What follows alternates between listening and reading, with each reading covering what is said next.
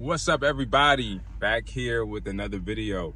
Today we're here in DC, and actually we want to switch things up. We're going to go take a look at an investment property. So looking at this property to purchase, we're in the trenches. So we're off of Benning Road in the northeast area of DC. And this house has just hit the market a couple weeks ago. It's still on the market, so I'm a little surprised. I'm going to check it out. It looks like it needs a significant amount of work. It actually looks like it's a pretty small house too. So what we're going to do is we're going to go check out the house. We're going to walk through it. I'm going to show you all the things that I look at when I'm going through an investment property. And also the most important thing is I'm going to show you the numbers. I'm going to show you exactly what I do to analyze the numbers so that I can give an offer price that makes sense.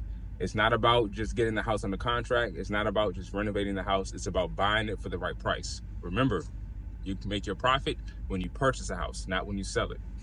Now, just to introduce myself, my name is Vernon Bond. I'm a real estate strategist, investor, and realtor here in the DC, Maryland, and Virginia area. And I've been in real estate for 10 years, and I like to focus on coming up with a creative solution to complex problems with respect to real estate. So I do help people buy houses, I do help people sell homes, but I also try to give a unique perspective and also a unique strategy to accomplish your goals. So with no further ado, let's go check out the house.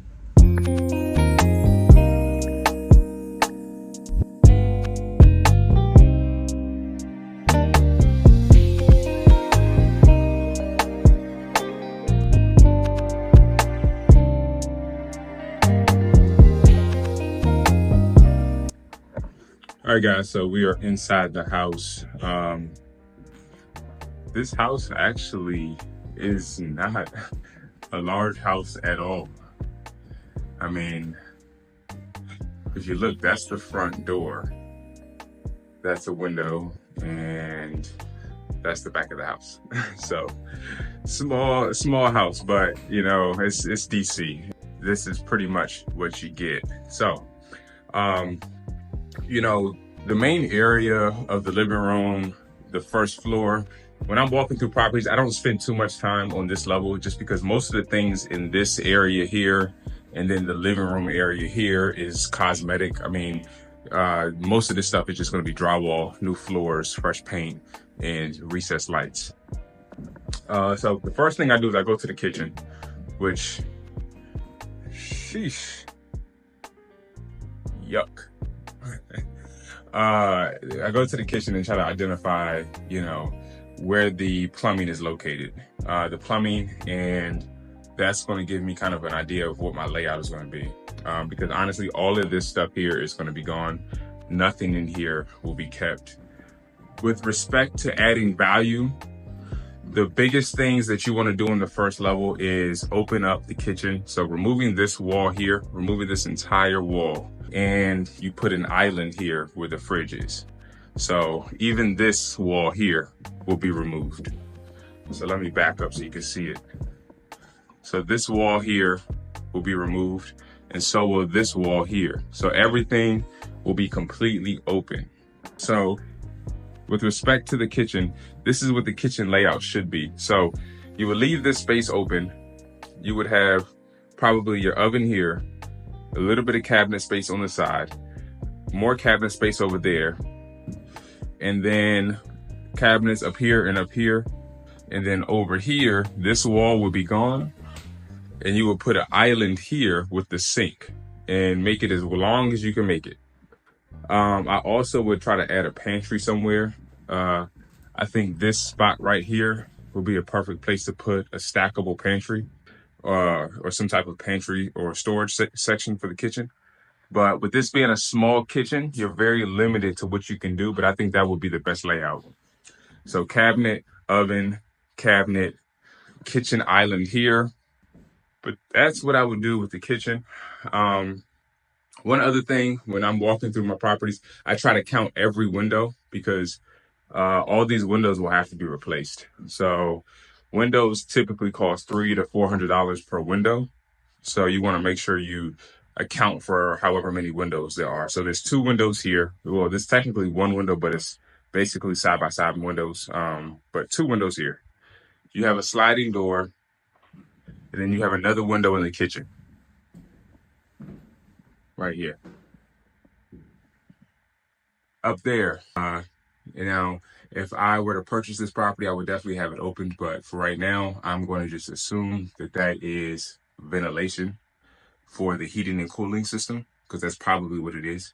But since they have it nailed shut, I'm going to leave it closed. Backyard. All right, so here's the backyard situation. Backyard here, I would try to just clear all of this out and create a parking pad, just like the neighbor did right here. That's the easiest and most simple thing that you can do. We're in the city, so you don't need that much yard space. As a matter of fact, the house has a lot of front yard space. So I would just clean all of this out and just make it a driveway. Put cement down and literally make it a driveway. That way you can save money on landscaping. Now with this level, what I would do, I would remove the ceiling fan. We're still in the living room. I would remove the ceiling fan and I would put about 4 recessed lights in this room, 1 in each corner. And then I will come in here in the dining room. I would replace this with a nice chandelier. These walls would be opened up. And then I would even put recessed lighting in the kitchen.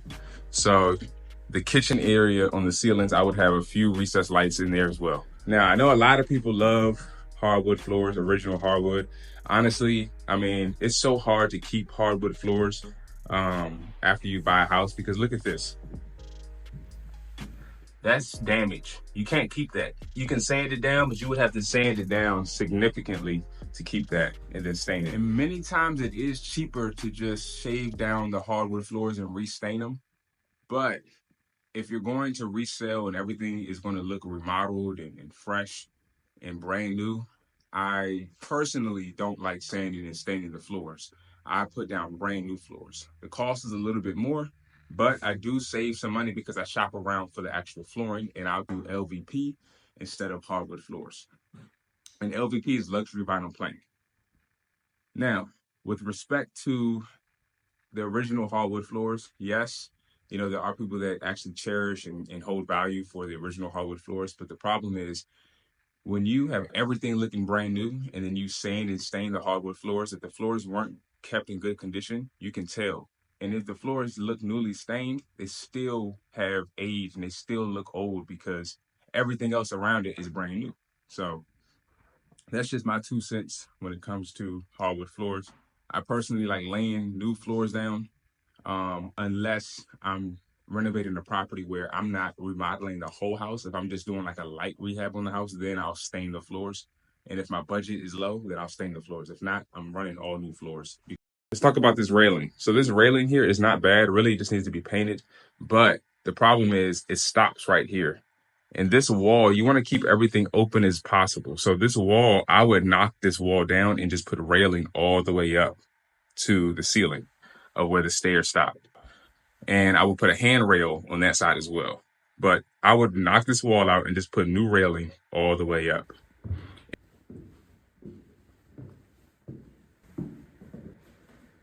Oof. This bathroom has seen better days.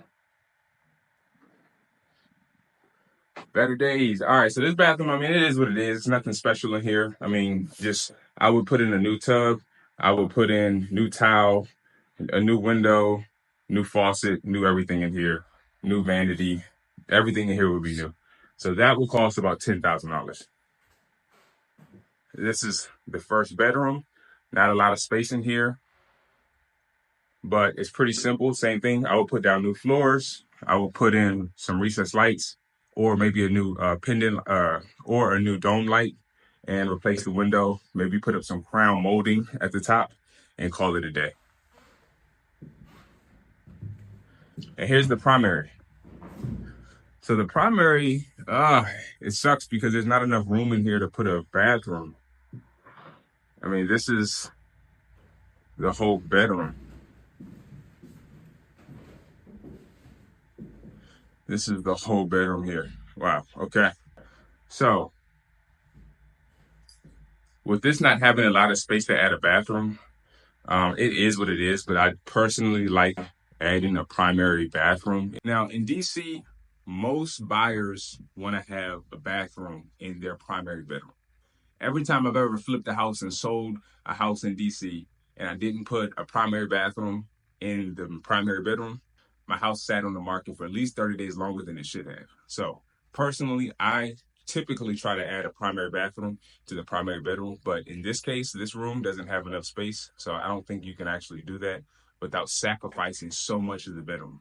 So, all right, everybody, so we're back at home now, and now it's time to go through the numbers. This is where the magic happens. Going to take a look at the house is cool, and it's great to actually see the property, and it's actually necessary for a few reasons. You want to make sure it's vacant. You want to make sure there's no surprises, but you also want to, most importantly, go through your numbers and make sure your numbers make sense. Because if it doesn't make sense, it doesn't make dollars. Now, also in the video, you all didn't get a chance to see the basement. There was a basement, but the power was off, so it was too dark for me to actually record. And I left my flashlight at home, so I had to use my flashlight on my phone just to see. But the basement was pretty much in the same condition as the upper two levels. The basement had all the utilities. The hot water heater does need to be replaced. There needs to be a new HVAC system put in, and there wasn't any water issue down there, but the house did not have a sump pump. And in Washington, D.C., you need a sump pump in your house just because of how close you are to water. Honestly, if you're in the DMV area, your house should have a sump pump, period. So I'd say 70 to 80% of the houses I've renovated have had some type of water issue. So I always account for a sump pump. But at the end of the day, it's all about, do the numbers make sense? So let's take a look at the numbers, and I'm going to let you know what I'm going to offer for the house. So let's talk about the numbers. This is a real estate flip analysis tool that I created. It's been a long time coming. It took me a few years to actually build this out, but with the help of some other people and my experience in real estate, I was able to build this analysis tool. And this is everything I need to evaluate a real estate flip. Whenever I look at a property, I take a look at the property, the condition, and how much work I think it needs. And then I come home and I put in the information into these yellow cells right here. And then this will tell me over here whether this is a good deal or not. So let's go through it. So right here, you'll put the property address. I have it blacked out for privacy reasons. So right here, what is the purchase price? So I just put in the for sale price. So the house is for sale for $300,000. So I put that in here. Financing fee is 2%. That's what my lender charges me to get a short-term hard money loan. Repair costs. So many people struggle with this one, and I have this simple fix. So it took me a long time, but I was able to build out what's called a repair amount estimator. So all this is if you come down here and you answer these 6 questions, it will give you the estimated repair amount for the property. And it sounds crazy, but it actually works. Ever since I built this tool, I have fell within 5% of whatever this number came up to. So if you're asking up here how I got to 80,000, let's run through it. So the square footage on the house is 850 square feet above grade. You only have to put the above grade. Total bedroom count is going to be 2 bedrooms, and that's because there's not enough room to add any more bedrooms. And then total bathroom count is going to be 2 bathrooms. So we're going to have a full bathroom upstairs and a full bathroom in the basement. Does the home need a new roof? Yes. Every time I flip a house, I just put a new roof on it because they typically need it. Scope of repairs. We're going to do a full renovation. So you have 3 options. You have light, moderate, and full. We're going to do a full. And then quality of materials and finishes. We're going to put luxury finishes. This because this is Washington, D.C. Medium grade will be more of like the suburbs. And then you have luxury finishes where it's more high end. If you're in the expensive parts of the city, if you're in a high end suburban neighborhood, you would do luxury finishes. But in Washington, D.C., I always do luxury finishes. And that comes up to 80,000. Depending on the numbers that you put or the information you put in these yellow cells here, it's going to spit out your renovation budget. So you just take that number here and you bring it up here. And I always round to the closest dollar sign, 0. So $80,000. I always put 20% down on my renovations, but you can change this however your loan is set up. And then next is the after repair value. So I'm not going to show you how to pull your after repair value in this video because that's time for another video. But I use different websites to pull my after repair value. But basically, when you're pulling comps, you want to go out about 3 or 4 blocks, look at any house that is sold within the last 6 months that is similar to the house you are purchasing. And that's going to tell you the after repair value. So that's what I did, and the best comp I was able to find was for $470,000. You answer this question: how long do you think the project will take? And that's from start to finish. So that's from purchasing the property all the way up to selling the property. And then this last one is whatever your realtor or broker charges you. So since I have my real estate license, I only pay 2.5% to the buyer's agent when I sell my properties. But if you don't have your real estate license, you'll probably pay 5 or 6% here. But for me, I'm going to put 2.5%. And then now that I've answered these questions here, I'm going to come over to this section over here, scroll down, and it's going to tell me in this section under financials whether this is a good deal or not. The first thing I go to is net profit, because gross profit is cool, but the net profit is your net profit, means that's the profit that you really made on your money. And $42,000, that may seem like a lot of money, but it's really not a lot of money in the scope of flipping real estate, especially if you look here. This is the total investment. This is what it's going to cost you to do the job. So you have to invest $100,000 just to make $42,000. That's not that great of a deal. If all I'm going to make is $42,000, honestly, if I make any mistake during the course of that project, my profit might get cut in half. And now I'm doing this whole job for $20,000. And that's why you see this C right here. This investor score is basically just like the grades you got in school. It's ranked based on A, B, C, D, and F. And if it's a C, it tells you right here, not ideal but acceptable, proceed with caution. So whenever you see this, a C, and it tells you this, you may want to renegotiate price. And the cool thing about my tool is it even gives you what you should pay, an ideal price right here. So the ideal price will be $258,000, round up $260,000. So let's go ahead and put $260,000 up here, because we know the sales price or the list price that they're at is $300,000. That's not that great of a deal. So let's go ahead and put in the recommended price of $260,000. I'm just going to round up to $260,000. $260,000. Boom. And then I come back over here, and now it's an A. The net profit is $85,000. That is a good flip. The return on my investment is 91%. That is a really good flip. So let's just play around. Let's put $280,000 in here. And it's a B. So a B, that gives me $64,000 net profit. That's not bad. 64% return on my investment. That's not bad. So essentially, my offer should be anywhere between $260,000 and $280,000. And that, ladies and gentlemen, is how I use my tool. That is how I analyze my deals. And that is how I structure what I'm going to offer the seller for their property. So I'll probably start off at $260,000, and I will go no higher than $280,000. Thanks for following me today. Hopefully you all learned something. Now make sure y'all like, subscribe, and hit the alert bell so you know when I'm posting more videos. Until next time, see y'all later. Peace.